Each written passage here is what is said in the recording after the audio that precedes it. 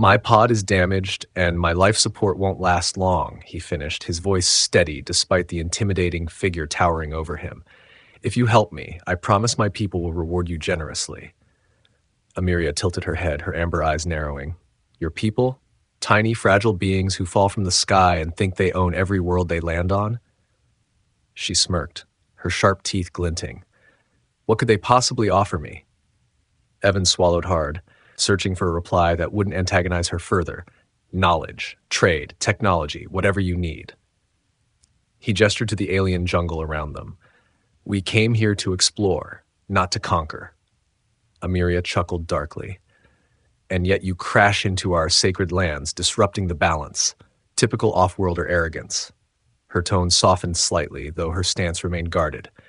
Still, you intrigue me, Earthling. Perhaps I won't let you die just yet. She gestured for him to follow, her movements fluid and deliberate, like a predator leading prey. Come, little explorer. If you survive the journey to my village, perhaps we can discuss your predicament. Evan hesitated, glancing back at his ruined pod. What about my equipment? There might be something there that can help us, Amiria snorted. If you leave it, the forest will claim it. If you stay to salvage, you'll be claimed by the Sora, or worse. She leaned closer, her voice dropping to a whisper. Trust me, you do not want to meet worse. Evan felt the weight of her words and nodded reluctantly. Lead the way.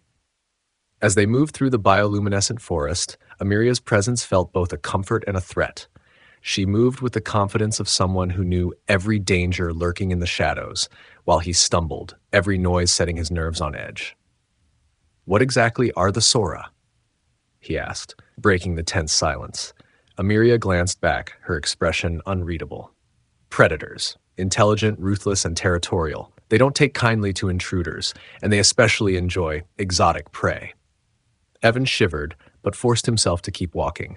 The forest seemed alive, the plants shifting and pulsating as though responding to their movements. At one point, Amiria stopped abruptly and raised a hand. Stay silent. From the undergrowth came a guttural clicking sound, followed by the rustle of something large moving through the trees. Evan's hand instinctively went to the multi-tool at his belt. Not much of a weapon, but better than nothing.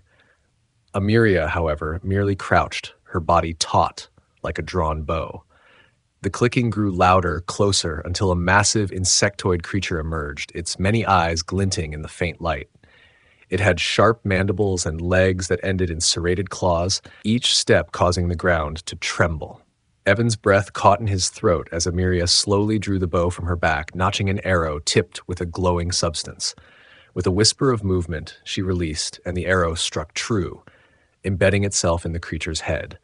The beast let out a piercing shriek before collapsing, its body twitching as bioluminescent fluid oozed from the wound. Amiria turned to Evan, a small smile playing on her lips. See? You're safer with me. He exhaled shakily, nodding. Point taken. As they continued, the forest began to thin, revealing the faint outline of structures in the distance. Evan's heart lifted at the thought of finding shelter, but Amiria's next words extinguished any sense of relief. Welcome to Zana territory, she said. But don't get too comfortable. My people might decide you're more valuable as a bargaining chip or a sacrifice. Evan's grip on his pack tightened. He wasn't sure which fate was worse.